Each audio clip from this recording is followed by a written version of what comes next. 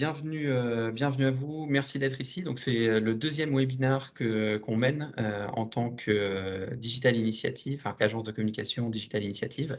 Ce webinaire, on l'a appelé les idées DI. Alors, DI, c'est pour Digital Initiative. Et puis, idées, c'est parce que de manière très présomptueuse, on trouve qu'on en a quelques-unes et puis on a quand même envie de les partager avec vous. Je commence par me présenter. Donc, Digital Initiative, on est une agence de communication par Maincare. Je vais revenir sur ce point un petit peu après. Et moi, je m'appelle Maxime Gessonès, donc je suis consultant marketing et communication au sein de Digital Initiative. Ce que je vous propose, excusez-moi, ce que je vous propose aujourd'hui, en fait, c'est de faire un webinaire en 3 étapes. La première, qui n'est pas la plus importante, c'est juste vous présenter en 2 mots l'agence Digital Initiative, qui on est, et puis que vous sachiez un petit peu quand même d'où on parle, pour que ce soit très clair entre nous. Ensuite, on va parler GHT et centre hospitalier autour de comment on organise la communication et comment on s'organise sur ces thématiques-là. Et puis ensuite, si vous avez quelques questions à poser, on se garde une petite session de questions-réponses où on peut aller approfondir certains sujets ou certaines questions qui seraient apparues. Voilà, pour commencer, Digital Initiative, donc on est l'agence de communication créative et digitale de Maincare. Je ne sais pas si vous connaissez Maincare, mais Maincare, c'est en fait un éditeur de logiciels dans la e-santé. Donc ça fait plus de 20 ans qu'il accompagne différents établissements dans la transformation numérique et digitale. Et à ce titre-là, Maincare offre des solutions numériques. Et puis, il y a une dimension annexe, ou en tout cas complémentaire, qui est le conseil stratégique et la communication. Et c'est dans ce contexte-là qu'en fait, nous, Digital Initiative, on intervient en tant qu'agence conseil créative et digitale. Pour continuer un petit peu plus sur l'agence, on est vraiment une équipe à taille humaine. On parle de moins de 30 personnes et on est capable d'accompagner les différents établissements de santé qui nous confient leurs projets vraiment de A à Z à travers une multitude de métiers et de compétences qu'on met en œuvre qui vont du consulting jusqu'au design, au développement, à la rédaction, etc. Je vous ai mis un petit peu l'expérience moyenne aussi qu'on a au sein de l'agence. Donc moi, je suis plutôt quelqu'un qui fait augmenter l'expérience moyenne au sein de l'agence. Notre philosophie, c'est vraiment en tant qu'agence de se situer à la croisée des chemins entre 3 grands domaines qui sont la stratégie, le design et la technique. Donc la stratégie, c'est définir avec vous ce que vous voulez faire, là où vous voulez aller, quels sont les objectifs, comment on va les atteindre. Le design, en fait, on a un studio de création en interne qui est capable de mettre en œuvre des pistes graphiques sur une stratégie qu'on aurait choisie. Et puis ensuite, le côté technique, c'est qu'on est capable de développer la stratégie et puis le design qu'on a mis en œuvre sur des dispositifs web, que ce soit des sites web, des applications, des intranets, voilà, tout ce genre de choses-là.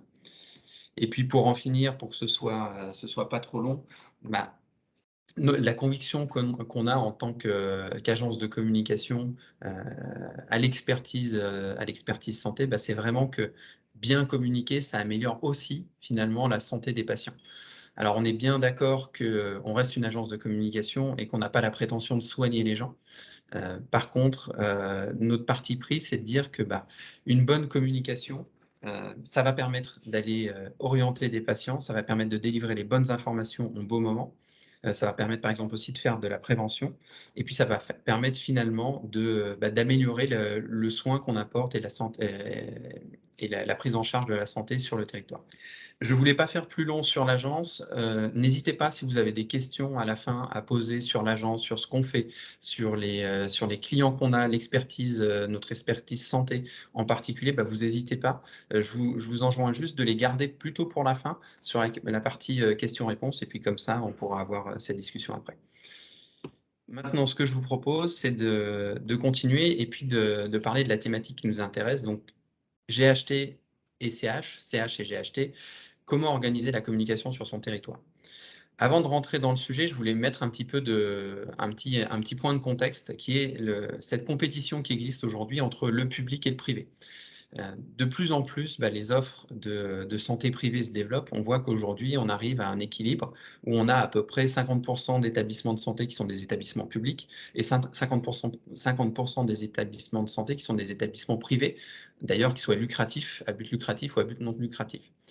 Mais en tout cas, ce qu'on peut dire, c'est qu'il y a quand même un développement de l'offre de santé privée et qu'il y a des démarches qui sont assez innovantes. On pourrait dire dans certaines mesures, parfois c'est un peu agressif de la part des cliniques, qui sont notamment très actives sur tout ce qui est web et digitalisation.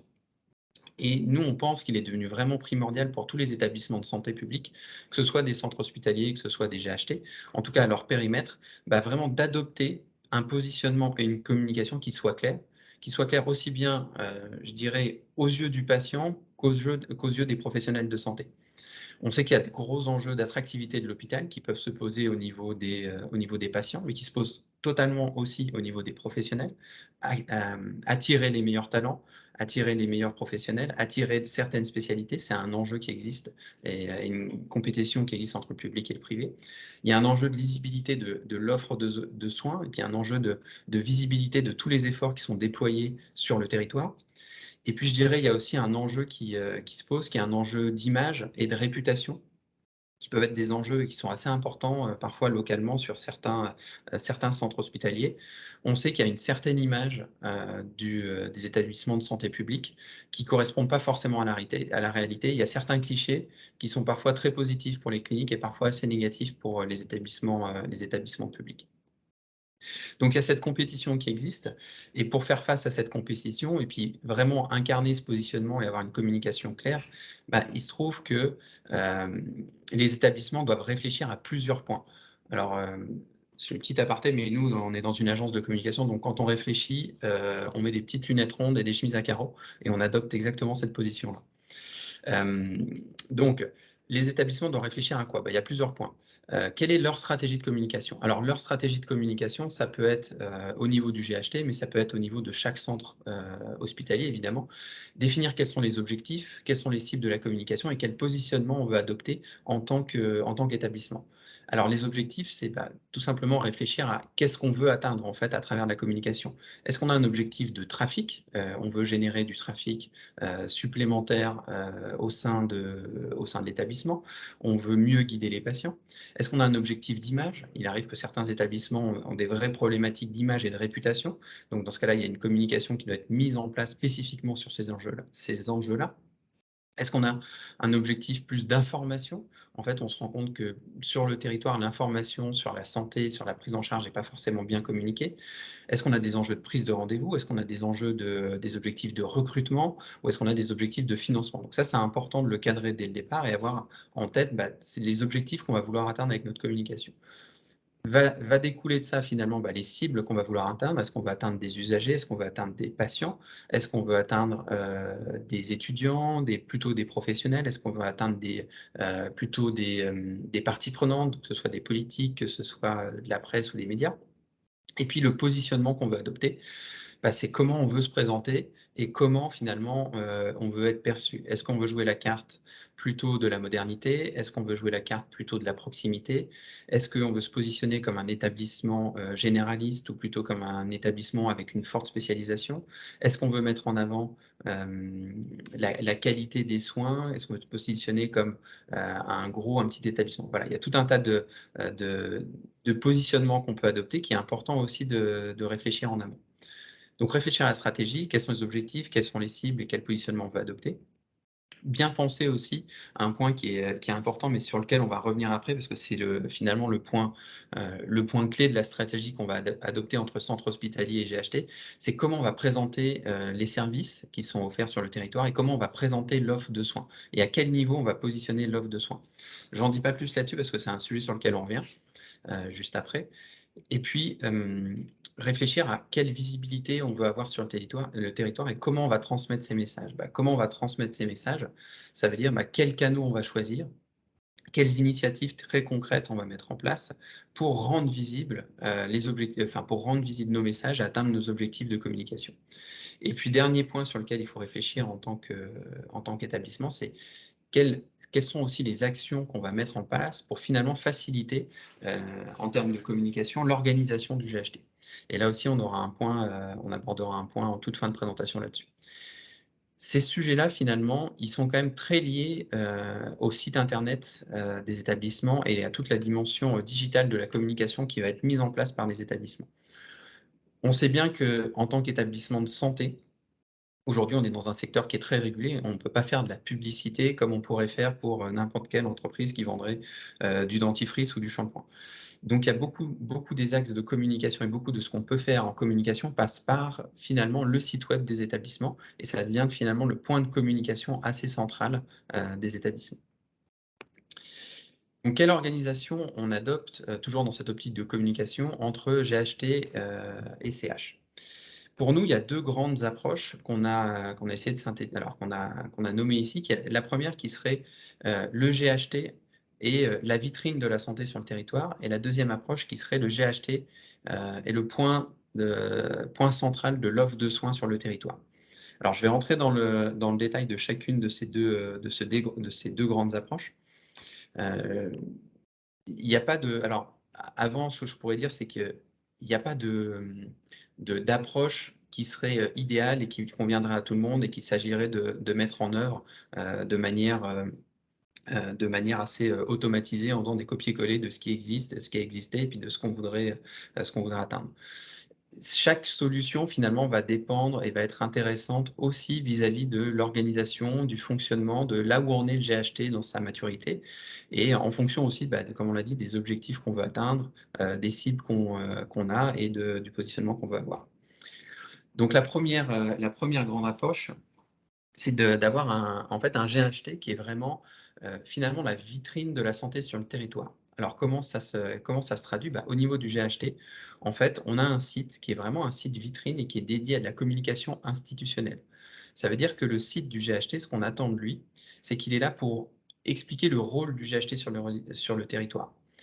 Il est là pour valoriser finalement la prise en charge, de la santé sur les territoires. Donc on est là pour expliquer ce qui est mis en place, on est là pour présenter le GHT, on est là pour présenter l'organisation, de GHT, on est là pour présenter, éventuellement, enfin même pas éventuellement, on est là pour présenter aussi les établissements, on va présenter les chiffres clés de la santé sur le territoire et puis en fait ce site-là va avoir pour mission de renvoyer sur le site de chaque établissement.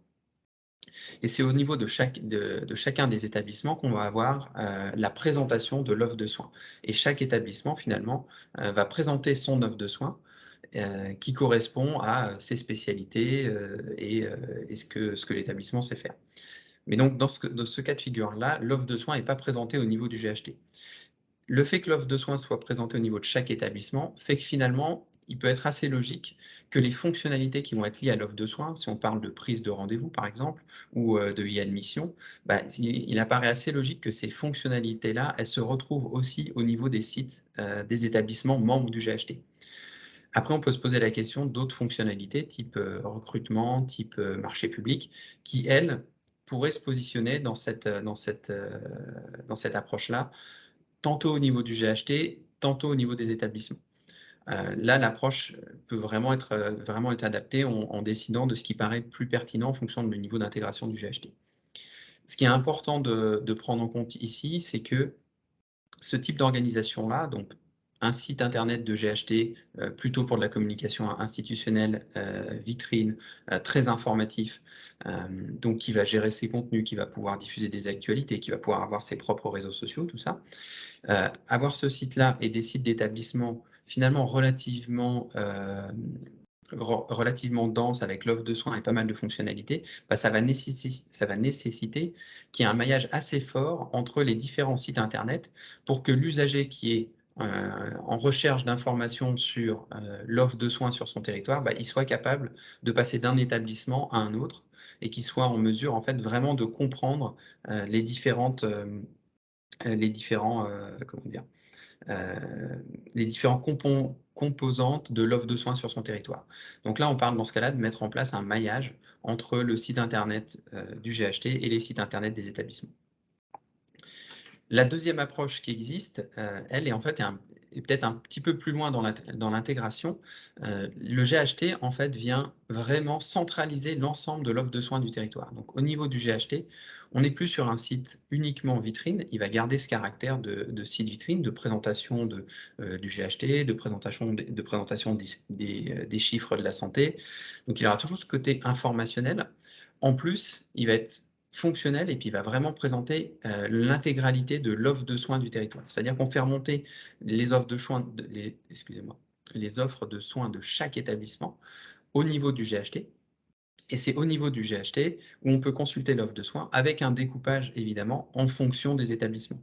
C'est-à-dire que l'usager qui se rend sur le site internet, du GHT, il sera en me si s'il est intéressé par exemple par, prendre un rendez-vous de cardiologie, donc il va consulter l'offre de soins sur son territoire. Il va se rendre dans la fiche cardiologie et puis dans la fiche cardiologie et ben il va voir que, c'est une spécialité qui est dispensée dans un établissement A, un établissement B, un établissement C et cetera. S'il est intéressé, on peut mettre en place, et c'est intéressant de le faire aussi, on peut mettre en place un découpage de l'offre de soins au niveau du GHT par établissement. C'est-à-dire que plutôt que de rentrer par une spécialité, l'usager va pouvoir rentrer par un établissement. Dire: «Bah, moi, je suis intéressé parce que, ma problématique, c'est plus une problématique de proximité», par exemple. «Je suis intéressé par trouver un établissement proche de chez moi qui fasse de la cardiologie. Donc je choisis l'établissement A et je consulte sur le site du GHT l'offre de soins de l'établissement A et je regarde si j'ai la cardiologie dans cet établissement. Donc, dans ce cas de figure-là, tout est centralisé au niveau du GHT et on fait aussi remonter, les fonctionnalités qui vont être liées à tout ce qui est, offre de soins au niveau du GHT. Donc la prise de rendez-vous en ligne, l'e-admission, tout ça, ce sont des fonctionnalités qui vont remonter directement au niveau du GHT. Et puis après se pose la question, comme on l'avait sur l'approche 2, bah, est-ce qu'on ne fait pas remonter aussi d'autres fonctionnalités, des modules type marché public? Est-ce qu'on les fait remonter au niveau du GHT ou est-ce qu'on les laisse dans les établissements? Et est-ce qu'on fait remonter aussi par exemple un module de recrutement? Donc là, dans cette approche, plus on veut intégrer évidemment, plus on va faire remonter des modules, au niveau du site du GHT. Le site du GHT, garde toujours son actualité, la possibilité de diffuser ses actualités, les réseaux sociaux. Ce qui change pour les sites des centres hospitaliers, bah, c'est qu'eux, finalement, vont se focaliser dans leur communication sur la diffusion d'informations, dédiées à leur établissement. Que ce soit l'actualité, que ce soit des événements, que ce soit des réseaux sociaux. Mais on sort, en fait, du cas de figure où là, vraiment, on présente une offre de soins. Par contre, il y a des liens qui se créent, c'est-à-dire que si on navigue sur le site de l'établissement A, qu'on veut consulter son offre de soins, et ben, on est renvoyé sur le site, d'une certaine manière, on peut être renvoyé sur le site du GHT. Et c'est vraiment le site du GHT qui est la plateforme locale de santé. Alors on ne dit pas plateforme régionale parce que c'est pas forcément, ni départementale parce que c'est pas forcément, ça correspond les GHT correspondent pas forcément ni à des départements ni à des régions. Donc pour ça on parle de plateforme, locale de santé. Si on schématise un petit peu, ce cas de figure, numéro 2, bah, en fait, là on prend le site internet du GHT, donc il centralise l'offre de soins de chacun des établissements et au niveau du GHT. Et on voit que toutes les fonctionnalités, préadmission, e-rendez-vous et là on a mis d'autres fonctionnalités, marché public, recrutement, mais on pourrait ajouter encore des fonctionnalités, sont remontées au niveau du site du GHT. Les actualités, le contenu, tout ça, c'est, toujours disponible au niveau du site GHT et on voit qu'en fait les sites internet des établissements en tant que tels, donc les établissements membres, les centres hospitaliers, on voit qu'eux en fait dans ce cas de figure-là, ils sont déchargés finalement de cette partie-là. Ce qui est intéressant de noter par rapport à ce qu'on disait, bah, c'est que, alors nous dans la solution qu'on propose entre guillemets, c'est que, tout ça c'est vraiment à périmètre, heu, variable et adaptatif. C'est-à-dire que comme on le disait, on peut imaginer que, les marchés publics finalement, parce que c'est une volonté des centres hospitaliers ou du GHT, on pourrait les redescendre, au niveau des centres hospitaliers. On pourrait penser que le recrutement par exemple, si on ne veut pas le gérer au niveau du GHT, parce que l'organisation n'est pas encore à ce niveau de maturité-là, le recrutement, c'est quelque chose qu'on peut remettre sur le site d'un centre hospitalier. Donc c'est vraiment une approche, tout à fait, comment dire? Adaptable et adaptative finalement dans le temps. Parce qu'on pourrait partir sur une structure où un certain nombre de fonctionnalités sont au niveau des centres hospitaliers et puis en fonction de l'avancement du GHT, ben, on est en mesure de remonter des fonctionnalités au niveau du GHT. Un autre point qui est important et puis qui parle souvent quand on s'adresse à des gens en charge de la communication sur les établissements hospitaliers, c'est que ce type d'organisation-là, ce type de site web en fait, va s'appuyer sur un référentiel, commun. Ce qui veut dire que quand bien même l'offre de soins serait, affichée au niveau du GHT, Il n'empêche pas ça n'empêche pas le centre hospitalier d'aller modifier le référentiel, d'être toujours propriétaire finalement, et d'être toujours en charge de son offre de soins. C'est ju et de par exemple, de modifier, d'ajouter un médecin, d'ajouter une spécialité, de changer, des horaires d'ouverture d'un service et cetera. Tout ça, c'est possible, ça peut toujours être fait par le centre hospitalier et automatiquement, l'affichage de l'offre de soins qui se fait au niveau du GHT va être mis à jour, en fait, au niveau du site du GHT. Inversement, si on laisse la main au GHT, bah, eux, ils peuvent aussi, modifier ce référentiel commun et puis aller modifier l'offre de soins. Donc c'est un point qui est intéressant, la possibilité de faire, de dispatcher finalement les modules et d'adapter, les différents sites web à l'organisation du GHT et puis avoir un référentiel commun, une base commune qu'on va aller pouvoir, modifier et qui va en fait, permettre un affichage, mis à jour sur tous les supports qui afficheraient l'offre de soins. Si on va plus loin dans la réflexion, on pourrait même se poser la question à un moment d'afficher une offre de soins au niveau du centre hospitalier, et au niveau du GHT. Techniquement parlant, ce serait possible, puisqu'on s'appuierait sur les mêmes modules. Maintenant, en termes de stratégie de communication, voilà, c'est pas forcément quelque chose qu'on voilà pour le petit schéma. Maintenant, voilà, comment finalement on va développer cette approche GHT-CH? Bah, il me semblait qu'il y avait quelques questions qui étaient importantes de se poser. C'est aujourd'hui, bah, on part d'un point. Quelle est l'intégration effective du GHT? Est-ce qu'aujourd'hui, on est en mesure, on est structuré de telle sorte qu'on est capable de faire remonter un certain nombre de fonctionnalités au niveau du GHT? Donc ça va dépendre de l'intégration effective à date du GHT. Puis après, il y a un autre point qui est important, c'est quelle est la stratégie d'intégration entre, centre hospitalier et GHT? Il y a un certain nombre de centres de GHT, excusez-moi, sur lesquels il n'y a pas une grande volonté, une grande stratégie d'intégration. Il y a quelques intégrations qui ont été faites, pour, par exemple, les achats, mais la stratégie d'intégration va pas plus loin, elle est pas plus poussée. Donc ça va vraiment dépendre aussi de la volonté, du GHT et puis de ses établissements membres de s'intégrer, de vraiment avoir cette stratégie d'intégration. Autre question intéressante à se poser, c'est quelles sont aussi les possibilités d'intégration, en termes de communication et puis de mutualisation finalement de la communication. Est-ce qu'on a la volonté, est-ce qu'on a l'envie aussi d'avoir, de mutualiser un certain nombre de budgets de communication? Est-ce qu'on a envie aussi de comment on va s'organiser, comment on va s'intégrer entre les différents, chargés de communication des différents départements, des différents, centres hospitaliers? Quelle intégration on veut donner à ça et comment on va s'organiser d'un point de vue communication pour faire face à une approche un peu plus GHT. Et puis un point intéressant, une question intéressante à se poser aussi et à aller regarder, qui est souvent un révélateur en fait de la maturité, du niveau d'avancement du GHT, c'est quelle est aujourd'hui l'identité visuelle qui lie le GHT au centre hospitalier. C'est souvent une étape qui est assez importante, c'est que, voilà, par la création d'une identité visuelle de GHT, bah, souvent on a en fait les prémices d'une intégration de GHT qui est plus ou moins poussée. Point important, dans tous ces projets-là, bon, on est, on est conscient que c'est un point dont on imagine que vous êtes conscient aussi, mais on aime bien renforcer ce point-là quand même, qui est de dire: il est vraiment important d'inclure, la DSI dès la définition du projet. En fait, un projet de site internet de GHT avec, des sites internet de centres hospitaliers, une communication de GHT, bah, ça implique aussi potentiellement des modifications importantes sur les systèmes d'information au sein de l'hôpital. Si on commence à vouloir mettre, par exemple, de la prise de rendez-vous en ligne, de la préadmission en ligne et cetera. Donc c'est important que de vraiment impliquer, la DSI en amont du projet et dans la définition du projet.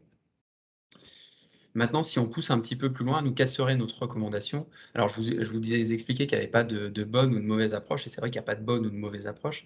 Maintenant, nous, notre parti pris, notre recommandation, s'il y a un choix à faire, nous, c'est vraiment notre volonté, elle est de dire: «Bah, jouons la carte du GHT à plein», sans pour autant délaisser finalement les centres hospitaliers.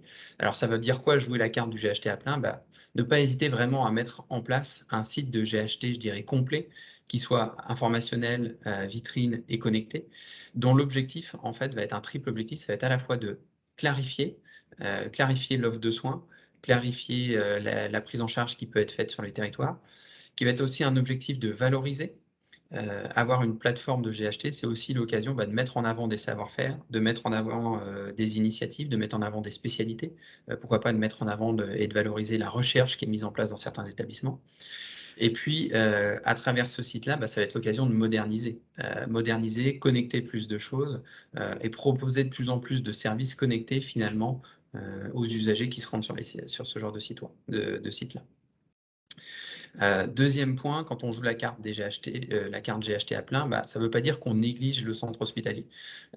Et nous, ce qu'on préconise, c'est d'utiliser, les centres hospitaliers, enfin utiliser finalement des sites satellites qui seraient dédiés aux établissements, avec une intégration graphique poussée. Alors tout à l'heure, on parlait de charte graphique, oui, c'est important, d'avoir une continuité, qu'on comprenne que, de manière un peu inconsciente ou intuitive, l'utilisateur, l'usager qui se balade sur le site internet d'un centre hospitalier ou sur le site internet de l'établissement A qui passe à l'établissement B, qui comprennent qu'il y a une filiation et que cette filiation, elle est reliée à quelque chose qui s'appelle le GHT et que le GHT, c'est la plateforme là, sur laquelle il va réaliser l'ensemble des interactions, sa prise de rendez-vous et cetera.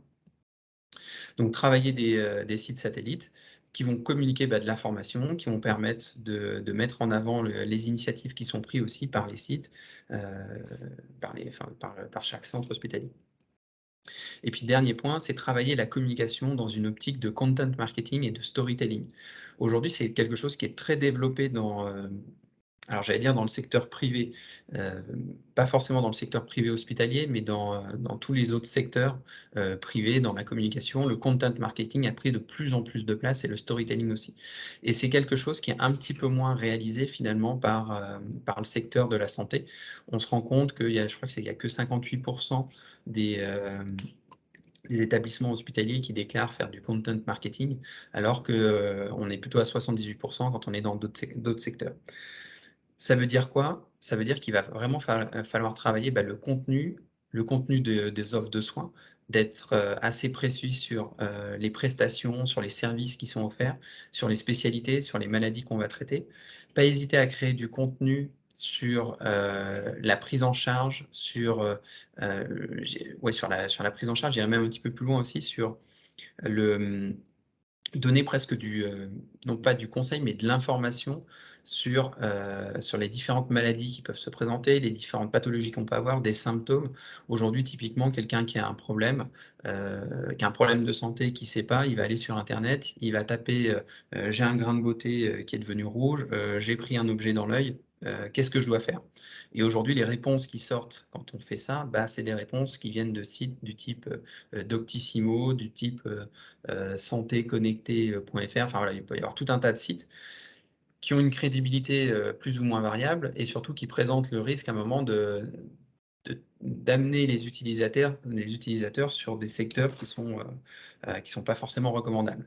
Donc travailler la communication dans une optique de content marketing, c'est-à-dire qu'on va nous, en tant qu'établissement de santé, donner de l'information crédible puisqu'elle vient d'un établissement de santé et puis elle va permettre en fait de travailler le référencement que vous avez, de vous rendre de plus en plus visible sur les moteurs de recherche et puis finalement, d'améliorer la prise en charge que vous allez être en mesure d'apporter sur le territoire. Donc c'est les 3 points sur lesquels on pense qu'il est important de se pencher quand on veut vraiment jouer la carte du GHT.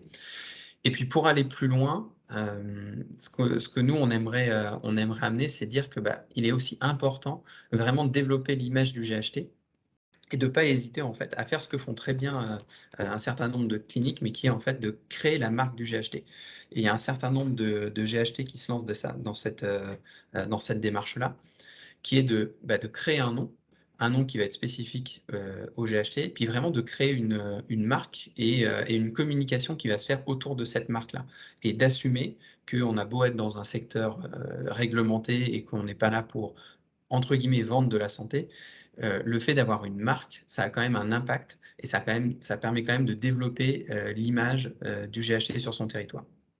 Donc pas hésiter à rentrer dans ces démarches finalement de naming, de création de chartes graphiques et puis de déclinaison de chartes graphiques pour les établissements. Et puis, pas hésiter et ça c'est le dernier point sur lequel on voulait insister, pas hésiter à faire vivre le GHT de l'intérieur. En fait, ce qui fait aussi vivre le GHT, bah, c'est les gens qui composent le GHT et c'est la volonté finalement de travailler ensemble. Et comment on donne vie à un GHT? Bah, il y a toute la communication qu'on met en place, c'est le site web qu'on met en place, les initiatives qu'on met en place sur les réseaux sociaux et cetera, très bien. Mais il y a aussi une dimension qui est une dimension interne pour que le GHT vive aussi et que les gens se sentent appartenir aussi au GHT.